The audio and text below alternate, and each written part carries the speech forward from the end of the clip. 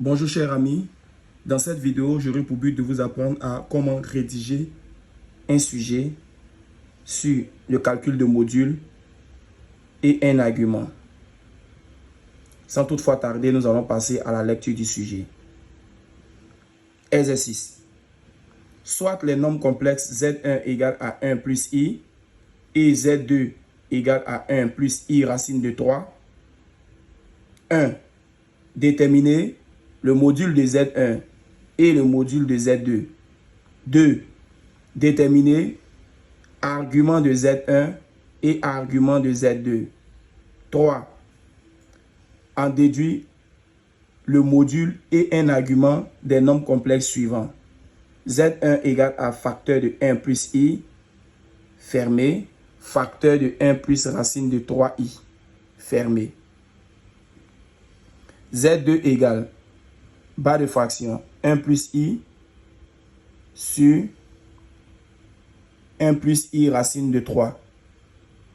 Et Z3 égale à facteur de 1 plus i fermé à la puissance 7. Bonjour chers amis, bonjour le monde. Aujourd'hui pour une nouvelle vidéo en mathématiques, notamment le chapitre nombres complexes. Dans cette vidéo, j'aurai pour but de vous apprendre à rédiger concrètement un petit sujet sous la forme de modules et d'arguments en utilisant les propriétés sur les modules et les propriétés sur les arguments. Chers amis, qu'est-ce qu'il faut savoir dans le cours de nombres complexes concernant le module et l'argument? Nous allons donc comme objectif déterminer le module et l'argument des nombres complexes. Mais qu'est-ce qu'il faut savoir? L'écriture algébrique de nombres complexes s'écrit sous la forme suivante: z égale à x plus y. Comment calculer le module de z? Il faudra donc mettre la valeur absolue sur z et c'est égal à la valeur absolue de x plus y, car x plus y est l'écriture appelée z. Alors on voit donc par la suite la radicale de x au carré plus y au carré, ce qui signifie la partie réelle au carré plus la partie imaginaire au carré. Alors l'argument de z, pour trouver cette information, il faudrait donc supposer soit θ l'argument de ce z et cosinus de θ égale à la partie réelle sur le module et sinus θ égale à la partie imaginaire sur le module. L'angle partira donc de 0 à 2 capi au cas appartenant donc à z. Chers amis, sans toutefois tarder, nous allons donc passer à la correction d'un super sujet. Alors, pour exercice, soit les nombres complexes z1 égale à 1 plus i et z2 égale à 1 plus i racine de 3. En 1, détermine le module de z1 et le module de z2. 2. Détermine argument de z1 et argument de z2. 3. Déduisant le module et un argument des nombres complexes suivants. Z1 égale à facteur de 1 plus i, facteur de 1 plus racine de 3i. Comment procéder? Z2 égale à 1 plus i sur 1 plus i racine de 3. Comment procéder aussi? Z3 égale à facteur de 1 plus i à la puissance 7. Chers amis, lorsque vous rencontrez les exercices de ce modèle, il faudrait donc utiliser des propriétés fondamentales de l'argument. C'est-à-dire, argument de Z1 sur Z2 donnera donc argument de Z1 soustrait à argument de Z2 plus 2 capi. Argument de Z1 multiplié par Z2 donnera donc par la suite argument de Z1 additionné à argument de Z2 plus 2 capi.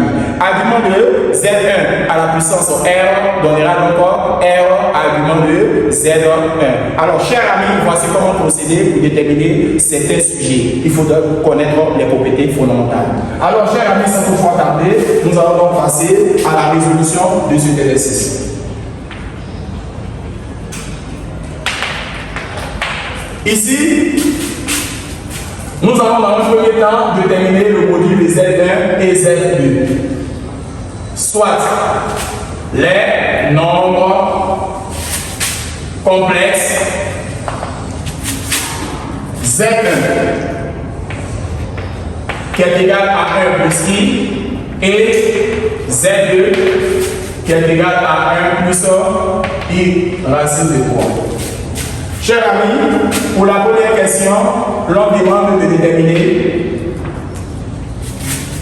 le module de Z1 puis le module de Z2. Chers amis, nous allons commencer par déterminer le module de Z1. Pour module de Z1. Comment procéder, chers amis? Cela revient donc à calculer le module. Calculons le module de Z1. Pour cela, on aura Z1 qui sera donc égal à module de 1 plus I. Tout simplement, on aura Z1 qui va se transformer en racine carrée de la partie réelle au carré additionné à la partie imaginaire au carré. On aura Z1 qui est égal à 1 plus 1 donnera donc 2. Chers amis, le module de Z1 étant trouvé, nous allons passer au module de Z2. Pour Z2, il faudra aussi calculer le module de Z2.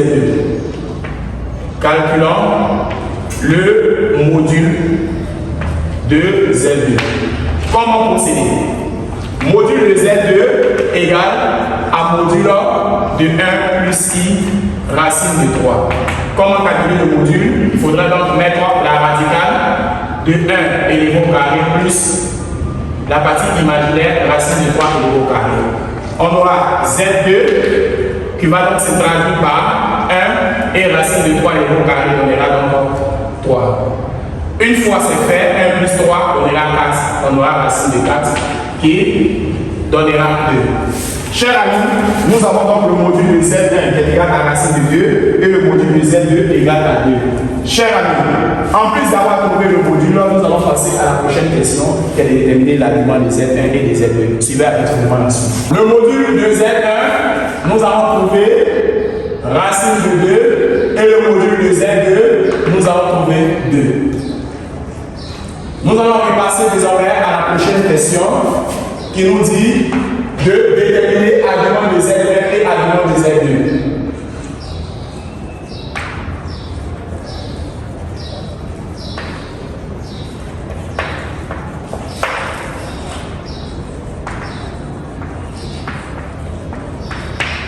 Alors, chers amis, nous allons donc faire, dans un premier temps, l'argument de Z1. Comment procéder? Pour déterminer l'argument, il faut procéder comme de la manière que je suis en train de vous enseigner. Soit, comme il s'agit de l'indice 1, soit θ1, l'argument de Z1. Alors c'est dans ce cas-là que l'on obtiendra cosinus θ 1 et la sinus θ 1 égale. La propriété est mentionnée, il faudrait mettre partie réelle sur le module de Z1 trouvé et la partie imaginaire sur le module de Z1 trouvé. Que vaut la partie réelle? Notre cas, il s'agissait de 1 qui était la partie réelle et le module racine de 2. Partie imaginaire. Dans notre cas, il s'agissait de 1 et le module trouvé racine de 2. À l'aide de l'expression conjuguée, nous obtenons racine de 2 sur 2. Et là, racine de 2 sur 2. Une fois que c'est fait, nous obtenons cosinus θ 1 et sinus θ 1 égale à radical de 2 sur 2 et la radicale de 2 sur 2. En utilisant la calculatrice pour calculer l'angle, nous allons encore avoir comme information suivante. Pi sur 4 plus 2 kb. Une fois c'est fait, nous allons dire K appartenant à Z. Nous allons encore dire que l'argument de Z1 se perçoit sous la forme suivante. Pi sur 4 plus 2 kb. Nous allons encore passer pour l'argument de Z2.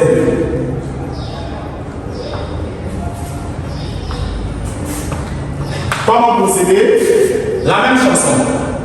Soit θ2, l'argument de Z2. On aura cosinus θ2 et la sinus θ2. On aura partie réelle sur le module de Z2 et la partie imaginaire sur le module de Z2.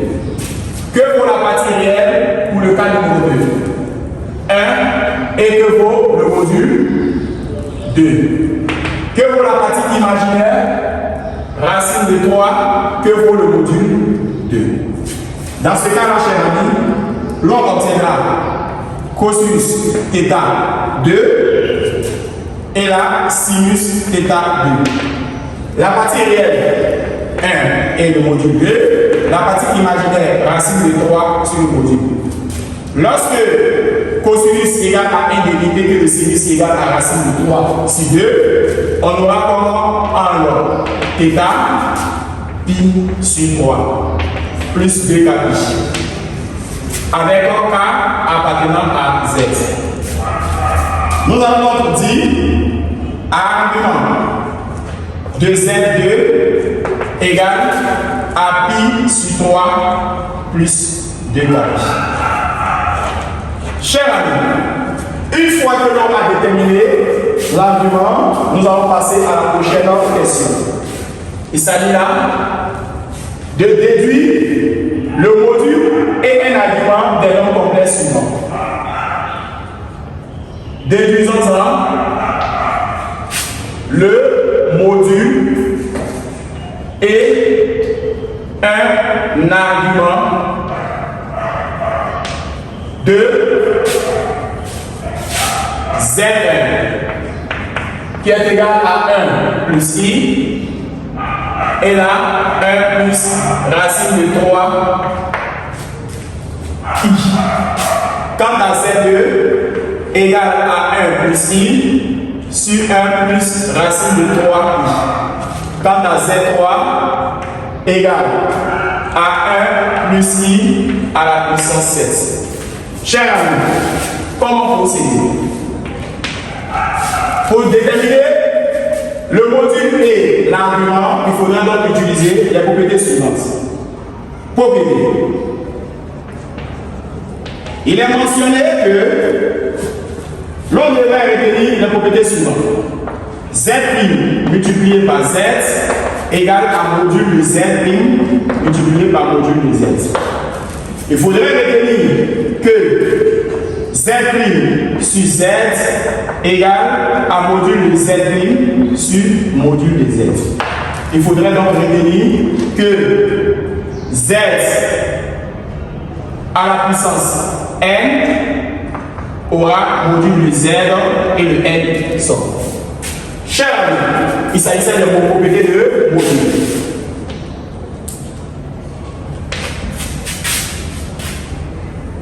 Alors, que vaut les propriétés de argument? Ici, il faudrait retenir que argument de Z' fois Z serait donc égal à argument de Z' additionné à argument de Z plus 2 capiches. Il faudrait savoir que l'argument de Z' sur Z serait donc égal à argument de Z' soustrait à argument de Z plus 2 capiches.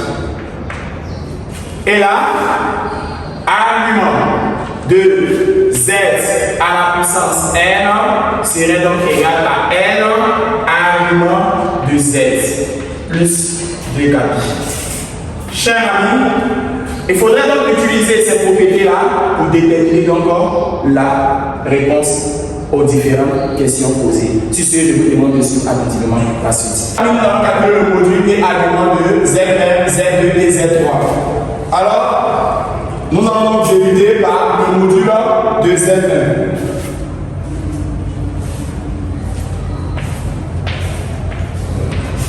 Comment procéder? Très simplement. Z1 en termes de module serait donc le module de 1 plus I, facteur de 1 plus I, racine de 3. Alors, c'est fait, la propriété qui doit venir en tête, c'est Z', qui est égal à module de Z' multiplié par module de Z. On aura donc à écrire Z1 égale à module de 1 plus I multiplié par module de 1 plus I racine de 3. Nous allons encore utiliser la technique de calcul de module. Racine de 1 au carré plus 1 au carré multiplié par module avec la racine de 1 au carré plus racine de 3 au carré. Précédemment, l'on avait trouvé Z1 qui était racine de 2 et là, qui se traduisait par Z2 qui était égal à 2. On aura module de Z1 qui fera 2 racines de 2. Chers amis, nous allons poursuivre tout en calculant le module de Z2. Module de Z2. On aura Z2 qui se traduira sous la forme de 1 plus I sur 1 plus I racine de 3. La propriété utilisée serait donc Z' sur Z en termes de module qui donnera module de Z' sur module de Z. On aura donc à écrire Z2 égale à module de 1 plus I sur module de 1 plus I racine de 3. Dans ce cas, le premier serait 1 au carré plus 1 au carré. Quant à second, serait 1 au carré plus racine de 3 au carré.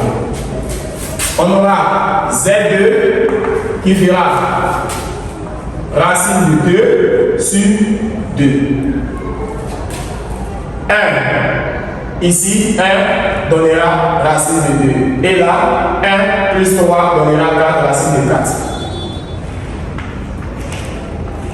Chers amis, une fois que le module est trouvé, nous allons encore passer au module du troisième. Module de Z3. Dans ce cas, Z3, on aura module de 1 plus I à la puissance 7. Nous allons donc utiliser la propriété suivante. Z' à la puissance n fait module de Z' et de n sort. On aura donc module de Z3 qui est égal à 1 plus I module et 7 qui va sortir. On aura Z3 qui est égal à la racine de 1 au carré plus 1 au carré, le tout à la puissance 7. On aura Z3 qui est égal à racine de 2 à la puissance 7. Chers amis, voici donc ce que l'on trouve concernant le module de Z3. Nous allons poursuivre et passer à l'argument de tout un chacun.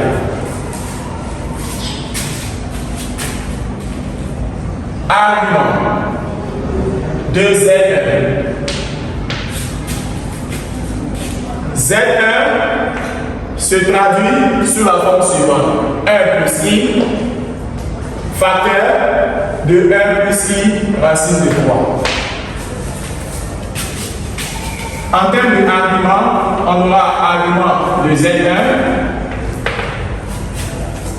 qui sera donc argument de 1 plus I additionné à argument de 1 plus I racine de 3 plus 2 par I. Alors, on a par la suite argument de Z1 et l'argument de 1 plus I, l'on avait déjà calculé cette information précédemment. Lorsqu'on a trouvé 1 et on a trouvé le module qui faisait racine de 2, on avait trouvé ici comme un pi sur Ici était 1 sur racine de 2. Et là, 1 sur racine de 2. On avait trouvé racine de 2 sur 2 qui faisait donc pi sur 4. On a donc pi sur 4 du premier additionné à argument de 1 plus i racine de 3. Précédemment, lorsque l'on a trouvé l'argument de 1 plus i racine de 3, là, le module trouvait 2 et là, le module trouvait 2. L'angle formé par les deux, chers amis, 1 sur 2 et racine de 3 sur 2. L'angle formé par les deux donnait pi sur 3.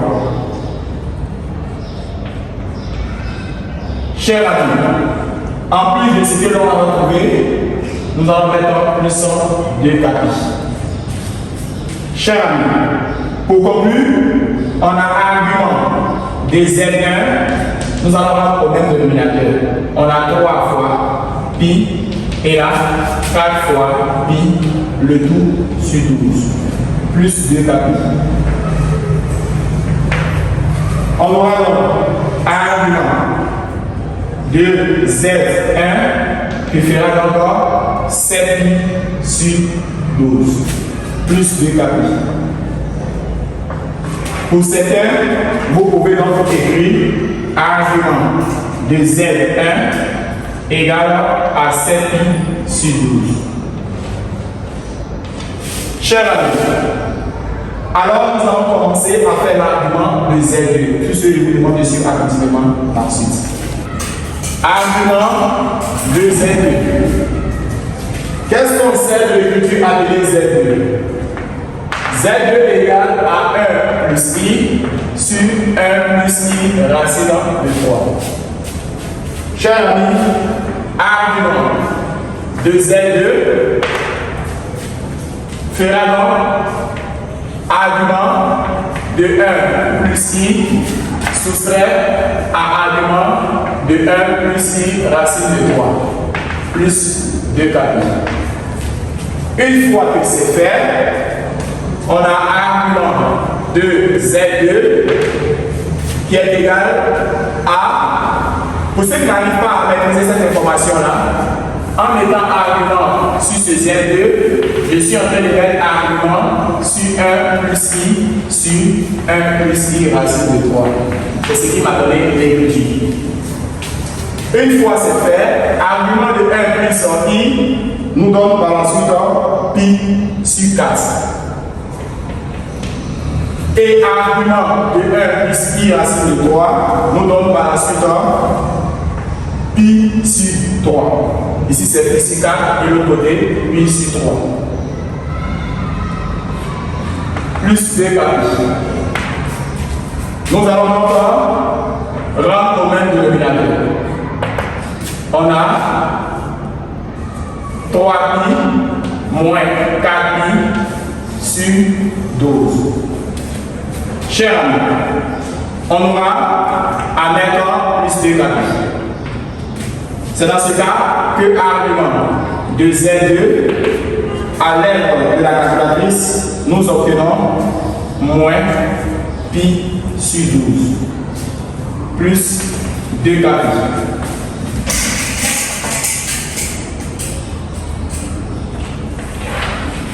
Pour certains, vous pouvez écrire argument de Z2 égale à moins pi sur 12.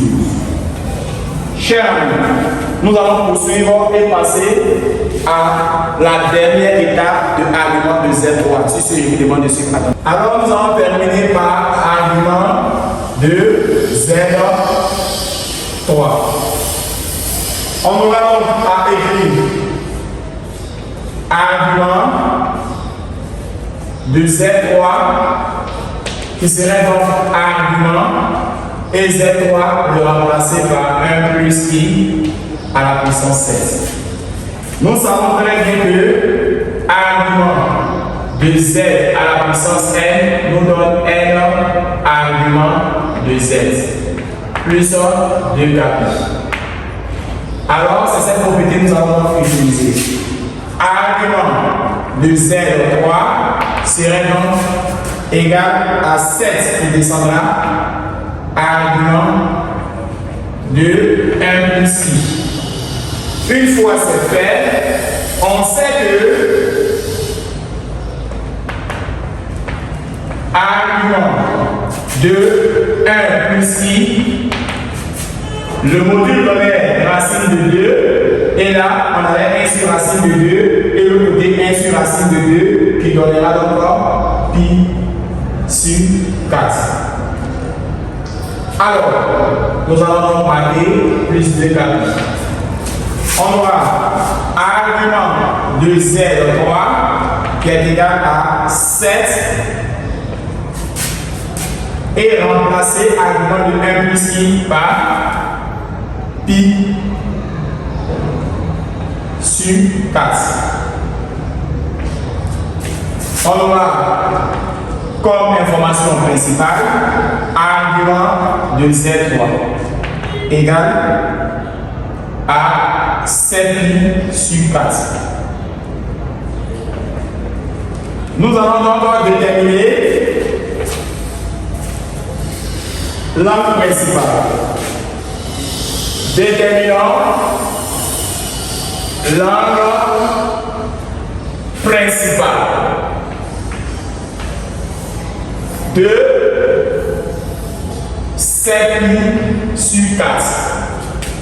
J'ai une méthode à vous enseigner sur l'angle principal. Il faudrait donc diviser 7 par 4. Il va combien de fois? Une fois. 1 fois 4 fait 4. 7 moins 4, on obtient donc 3.